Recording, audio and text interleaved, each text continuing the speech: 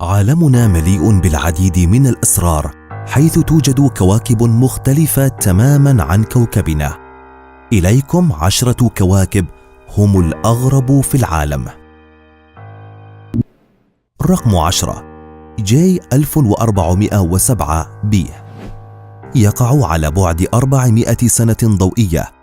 أما المثير للدهشة فهو أنه لهذا الكوكب مجموعة من الحلقات الكوكبية مثل كوكب زحل، إلا أن هذه الحلقات أكبر بمقدار 200 مرة. هذه الحلقات كبيرة للغاية، حتى إنها إذا كانت متواجدة حول كوكب زحل لكانت قد شغلت مكانا كبيرا من السماء على كوكب الأرض، حتى إنها كانت لتبدو أكبر حجما من القمر. رقم 9 كوكب داغون، يقع هذا الكوكب في منطقة تعرف باسم فم الحوت، والتي سميت لاحقا بعين ساورون. هي عبارة عن عين عملاقة في الفضاء وكأنها نجم أبيض. أما الأغرب والأكثر غموضا فهو أن هذا الكوكب هو الوحيد الذي اكتشف وهو يدور حول نجم فم الحوت، وبالتالي فهو يقع داخل كمية كبيرة من الحطام. رقم 8 55 كانكري إي، تم اكتشاف هذا الكوكب في عام 2004. أما ما أثار دهشة العلماء فهو أن الألماس من مكوناته الأساسية. هذا الكوكب مصنوع من الألماس المبلور، وثلث كتلته الإجمالية من الألماس النقي.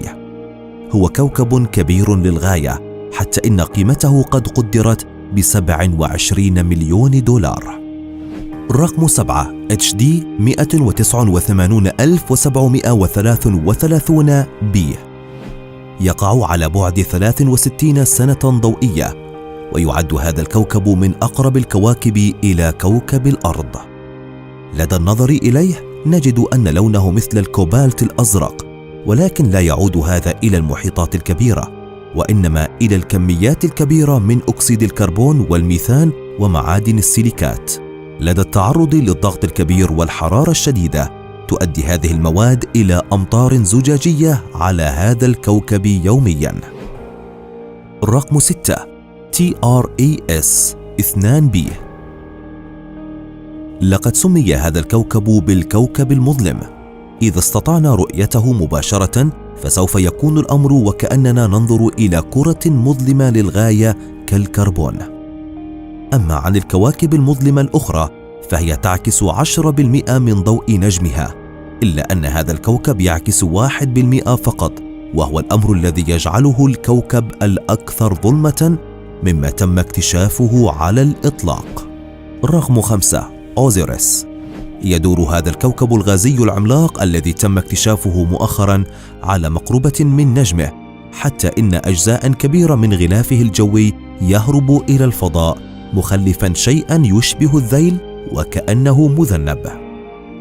رقم 4 GJ 1214 بي، بعدما تم تحليل الغلاف الجوي لهذا الكوكب بواسطة مرصد هابل الفضائي، اكتشف أن هذا الكوكب يحتوي على كمية كبيرة من المحيطات أكثر من كوكب الأرض، وهو مغطى بالمياه تماما دون أي سطح أرضي، وهو محاط بغلاف كثيف من البخار.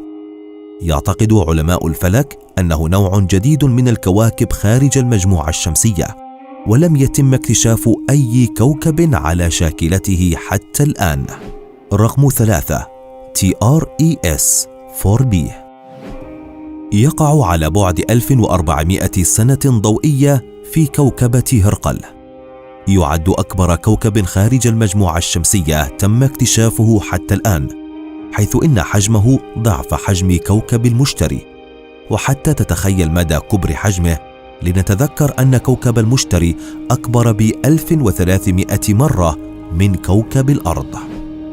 رقم 2 واسب 12 بي، يرجع تفرد هذا الكوكب إلى أنه يدور على مقربة كبيرة من نجمه، ونظرا لهذا الأمر فإنه ينجذب ببطء إليه، بينما يفقد كتلته بسرعة 6 مليون طن كل ثانية. ونتيجة للتشوه الكبير الذي يتعرض له فإن هذا الكوكب على شكل بيضة، وباستمرار الأمر على هذا الحال فسوف يختفي تماما خلال 10 مليون عام. رقم 1 وأخيرا، كوكب الجليد المحترق. يقع على بعد 30 سنة ضوئية من كوكبة الأسد. هو كوكب إيريس، حيث تحدث ظاهرة شديدة الغرابة لأن سطحه مغطى بالجليد الساخن. هي مادة ليست متواجدة على كوكب الأرض نهائياً. يؤدي الضغط الشديد على هذا الكوكب إلى بقاء المياه في حالتها الصلبة، ولكن نظراً لدرجة الحرارة التي تتخطى 400 درجة مئوية، فإن هذا يجعل الجليد يحترق وفي الوقت نفسه يتبخر، تاركاً ذيلاً طويلاً في الفضاء. هذا كل شيء لليوم. من بين الكواكب التي ذكرناها في هذه القائمة، أي كوكب يبدو لك الأكثر غرابة؟ اترك تعليقاً. لا تنسى الضغط على زر أعجبني والاشتراك معنا في القناة. نلقاكم بفيديو جديد من قناة متع ذهنك. شكراً على المشاهدة. إلى اللقاء.